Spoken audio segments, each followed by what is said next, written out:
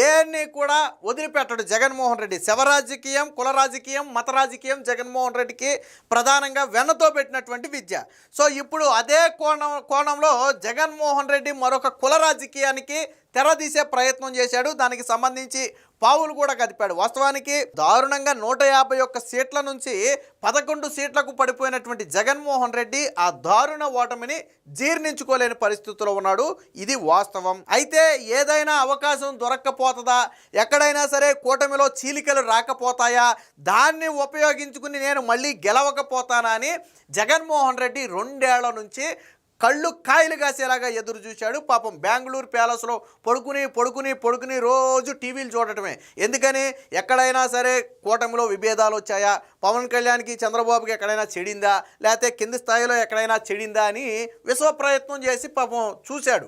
But ఎక్కడా కూడా జగన్మోహన్ రెడ్డికి అవకాశం దొరకలేదు. సరికదా పవన్ కళ్యాణ్ కుండబద్దలు కొడుతూ మరొక 10-15 ఏళ్ల పాటు మేము బలంగా కలిసి నడిచే ఆలోచనలో ఉన్నామని అనేక సందర్భాల్లో ప్రకటించడంతో ఇక జగన్మోహన్ రెడ్డి ఆశలన్నీ చచ్చిపోయాయి. అంటే వీళ్ళు విడిపోతారు, నాకు లబ్ధి జరుగుద్ది అనే ఆశ జగన్మోహన్ రెడ్డి చచ్చిపోయింది. సో దాంతో ఏం చేశాడు జగన్మోహన్ రెడ్డి? మరొక ప్లాన్ గీశాడు. ఏంటంటే కాపులను చీల్చండి.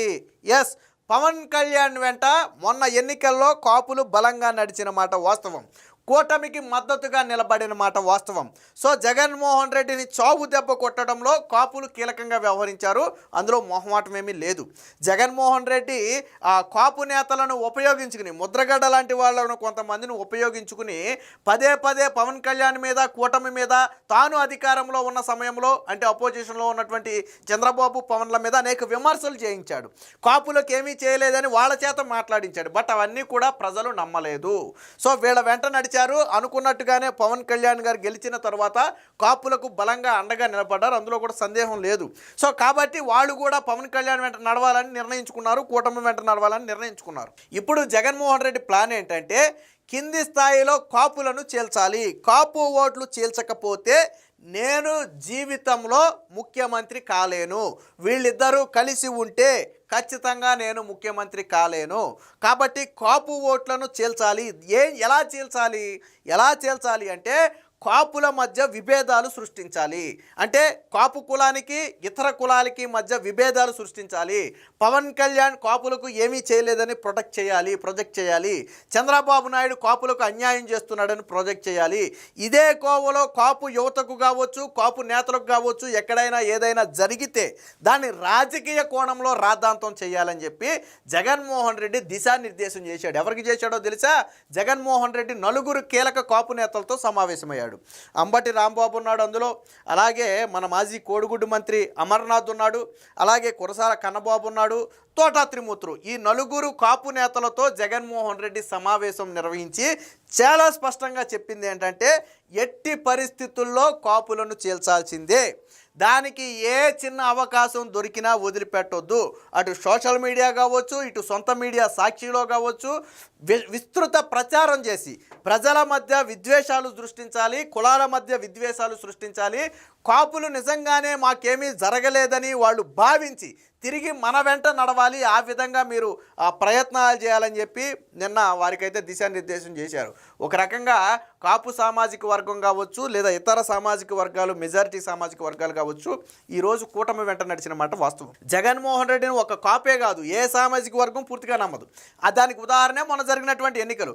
జగన్మోహన్ రెడ్డి కాపు సామాజిక వర్గానికి తాను అధికారంలోకి వచ్చిన తర్వాత ఏడాదికి 2,000 కోట్ల చొప్పున 5 ఏళ్లలో 10,000 కోట్లు నేను కేటాయిస్తానని చెప్పాడు. కానీ 5 ఏళ్లలో గట్టిగా తిప్పి కొడితే 1,000 కోట్లు కూడా వాళ్ళకి కేటాయించరా.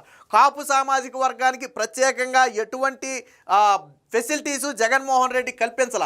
రాజకీయంగా కావచ్చు, ఆర్థికంగా కావచ్చు కాపులను అనగదొక్కాడే తప్ప కాపులను ఏ రోజు జగన్మోహన్ రెడ్డి బయటికి తీసుకురాలి. సాధారణంగా జగన్మోహన్ రెడ్డి కాపులను కేవలం రాజకీయ ఓట్ బ్యాంక్గా మాత్రమే చూస్తాడు. ఏదో ఒకళ్ళిద్దరు నేతల్ని, కాపు నేతల్ని పక్కన పెట్టుకుని నేను కాపులు మొత్తం ఉద్ధరించానంటే కాపులు నమ్ముతారా? నమ్మరు కదా. సో అలాంటి కాపు సామాజిక వర్గం మధ్య ఈరోజు జగన్ చిచ్చు పెడితే తప్ప తాను గెలవలేనని ఒక నిర్ణయానికి వచ్చిన తర్వాత 4 కాపు సామాజిక నేతలతో మీటింగ్ పెట్టారు. ఇక్కడితో ఆగలేదు. త్వరలోనే ఆ పార్టీ కేంద్ర కార్యాలయంలో, తాడేపల్లి పార్టీ కేంద్ర కార్యాలయంలో కాపు సామాజిక కీలక నేతలతో, రాష్ట్ర నేతలతో కూడా ఒక మీటింగ్ ఏర్పాటు చేయమని జగన్మోహన్ రెడ్డి చెప్పినట్టుగా కూడా సమాచారం. భవిష్యత్తులో కీలక కాపు నేతలందరితో కూడా రాష్ట్రంలోని పలు జిల్లాల నుంచి కీలక కాపు నేతలందరినీ కూడా పిలిచి వాళ్ళతో మీటింగ్లు ఏర్పాటు చేయడం. ఇదే సమయంలో ఎక్కడైనా కూటమిలో అసంతృప్తులు ఉన్నాయేమో పరిశీలించండి.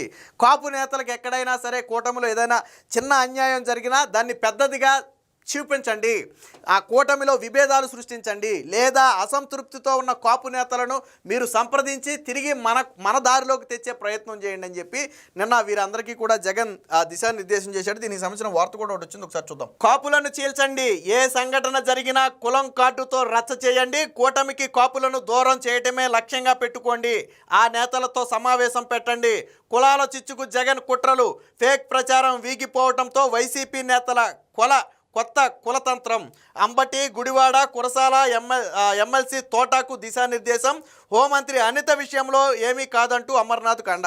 హోంమంత్రి అనితను వ్యక్తిత్వ హననం చేస్తూ మాట్లాడినటువంటి మంత్రికి జగన్మోహన్ రెడ్డి సమాజంలో ఇది తప్పు, ప్రజలు యాక్సెప్ట్ చేయరు, కొంచెం నోరు అదుపులో పెట్టుకోమని చెప్పటం మానేసి నీకేం కాదులే, నిన్నేం చేయరులే, నిన్నేం అరెస్టు చేయరులే, మేమందరం అండగా ఉన్నాంలే అంటే ఒక దళిత మహిళా నేత మీద తీవ్ర స్థాయిలో వ్యక్తిగత విమర్శలు చేస్తే జగన్మోహన్ రెడ్డి దాన్ని సమర్థిస్తున్నాడు. అదే భారతీరెడ్డి మీద ఒక మాట మాట్లాడినా కానీ జగన్మోహన్ రెడ్డి గతంలో 24 గంటలు గడవక ముందు ఆ పోస్టు పెట్టినోడిని, ఆ మాటలు మాట్లాడినోడిని అరెస్టు చేయించినటువంటి చరిత్ర జగన్మోహన్ రెడ్డిది.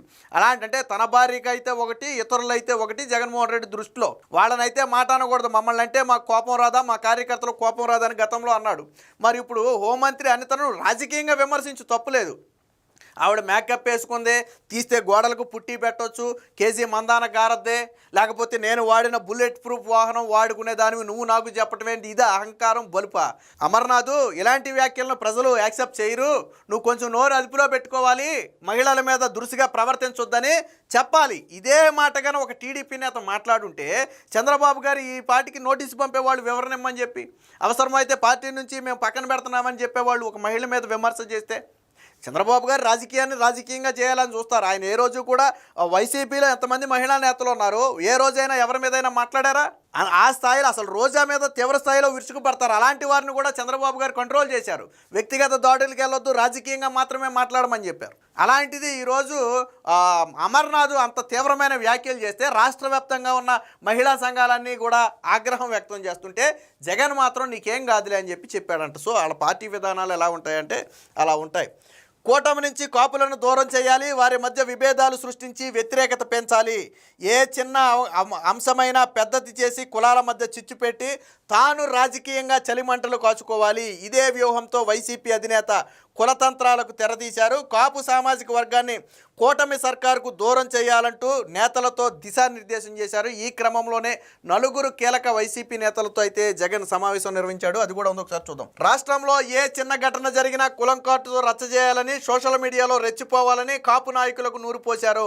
తద్వారా కూటమి సర్కారుపై కాపుల్లో వ్యతిరేకత పెంచాలని విషం నింపారు. తాజాగా వైసీపీ అధినేత మంగళవారం తన పార్టీలోని కాపు సామాజిక వర్గానికి చెందిన మాజీ మంత్రులతో భేటీ అయ్యారు. వీరిలో అంబటి రాంబాబు, గుడివాడ అమర్నాథ్, కురసాల కన్నబాబు, ఎమ్మెల్సీ తోటా త్రిమూర్తులు ఉన్నారు.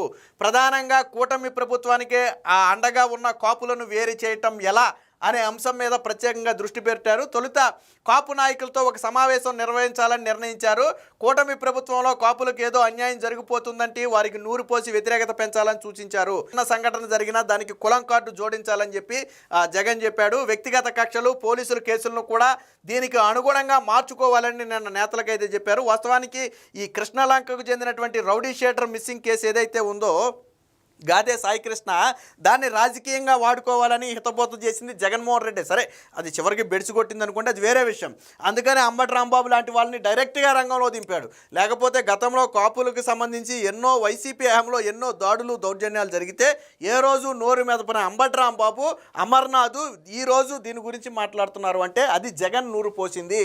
సో ఏ చిన్న అవకాశమైనా అన్నారు. అదే సమయానికి కాపు యువకుడు, అతని క్యారెక్టర్ ఏంటి, అతని మీద ఉన్న కేసులేంటి, అసలు ఏం జరిగింది అనేది కూడా సంబంధం లేకుండా రాజకీయం చేసే ప్రయత్నం చేశారు. అంబటి రాంబాబు అయితే ఆ వ్యక్తి చనిపోయాడంటూ వ్యాఖ్యలు కూడా చేశాడు. సో ఆ స్థాయిలో విషం నూరారు. వాస్తవానికి ఇది వికటించడంతో ఇలాంటి ఏ చిన్న అవకాశం దొరికినా వదిలిపెట్టొద్దని చెప్పి జగన్ అయితే చెప్పడం జరిగింది. రాజకీయ కుట్రల కోసం వాడుకుని కాపుల్లో ప్రభుత్వంపై వ్యతిరేకత పెరిగేలాగా చేయాలనేది జగన్ ఆలోచనగా కనపడుతుంది. అలాగే త్వరలోనే పార్టీ కాపు నేతలతో పార్టీ కేంద్ర కార్యాలయంలో ఒక సమావేశం ఏర్పాటు చేయాలి. ఆ తర్వాత ఉత్తరాంధ్రలో కూడా కాపు నేతలతో తెలంగాణతో ఒక సమావేశం ఏర్పాటు చేయాలని చెప్పారంటే జగన్మోహన్ రెడ్డి ఒక పక్క అటు రెడ్డి సామాజిక వర్గం ఏదైతే రాయలసీమ లాంటి ప్రాంతంలో జగన్మోహన్ రెడ్డి పట్టుకోల్పోయాడో అక్కడ రెడ్లనందరినూ ఏకం చేయడానికి తెర వెనక చక్రం తిప్పుతున్నట్టుగా ఇప్పటికే పలు కథనాలు వచ్చాయి. కొంతమంది కీలక రెడ్లు అలాగే కూటమి వచ్చిన తర్వాత ఎవరైనా కొంత నిర్లిప్తగా ఉంటే వారందరినీ కూడా మచ్చిక చేసి జగన్ తన వైపు తిప్పుకునే ప్రయత్నం చేస్తున్నాడనే టాక్ అయితే నడుస్తుంది. ఇదే కోణంలో ఇప్పుడు కాపు సామాజిక వర్గాన్ని కూడా తనకు దగ్గర చేసుకోవాలనేది జగన్ కుట్ర. అంటే కులాల మధ్య కుంపట్లు పెట్టాలి, దాంట్లో నేను చలిగాసుకోవాలి, నేను గెలవాలి, ఎందుకంటే వాళ్ళు కలిసి ఉంటే నేను గెలవలేను. కులాల మధ్య చిచ్చులు పెట్టబోతే జగన్ అనే వ్యక్తి గెలవలేడు, అది జగన్కి కూడా బాగా తెలుసు. రాష్ట్రంలో అత్యధిక సంఖ్యాబలం ఉన్న కాపు సామాజిక వర్గం దాదాపుగా గంపగుత్తిగా 2024 ఎన్నికల్లో కూటమికి అండగా నిలబడ్డాయి. జనసేన అధ్యక్షుడు పవన్ కళ్యాణ్ ఎన్నికల సమయంలో అనుసరించిన వ్యూహాలకు కాపు నేతలంతా మద్దతు పలికారు. వైసీపీ అధికారంలో ఉన్నప్పుడు కాపు వర్గానికి రాజకీయంగా పెద్దగా ఒరిగిందేమీ లేదు. కూటమి అధికారాన్ని చేపట్టి 2 ఏళ్ళు అవుతున్న కాపు నేతలు పవన్ కళ్యాణ్ వెంటే నడుస్తున్నారు. కూటమితో కలిసి మరొక 15 ఏళ్ళు అవసరమైతే 30 ఏళ్ళు కలిసి నడుస్తానని పవన్ కళ్యాణ్ పదే పదే స్పష్టం చేస్తున్నారు. సో కూటమితో పవన్ కళ్యాణ్ కలిసి ఉన్నంత వరకు ఎన్నికల్లో వైసీపీ నెగ్గడం సాధ్యం కాదని, ఫలితంగా తాను ఎప్పటికీ సీఎం కాలేనని భావించిన జగన్ కాపులపై కుట్రకు తెరదీశాడు. సో ఇది పవన్ కళ్యాణ్ను కూటమి నుంచి దూరం చేయటం కంటే కాపు సామాజిక వర్గంలో కూటమి ప్రభుత్వంపై అసంతృప్తిని పెంచి వారిని కూటమి దూరం చేయాలని, అంటే ఎలాగా పవన్ కళ్యాణ్ బయటికి వెళ్ళేటట్టు కనపట్ల, ఒకవేళ వెళ్తే కాపు సామాజిక వర్గం కూడా బయటికి వెళ్ళేది. పవన్ కళ్యాణ్ వెళ్ళటం లేదు కాబట్టి ఇక ఆ విషయంలో మనం ఏం చేయలేం కాబట్టి ఇప్పుడు కాపు సామాజిక వర్గంలో చిచ్చు పెట్టాలి. పవన్ కళ్యాణ్ ఉంటే ఉన్నాడు, కింద కాపులందరినీ కూడా విడగొట్టాలి, అందులో మెజారిటీ కాపులను మన వైపు తిప్పుకోవాలి. ఇది జగన్మోహన్ రెడ్డి కుట్ర.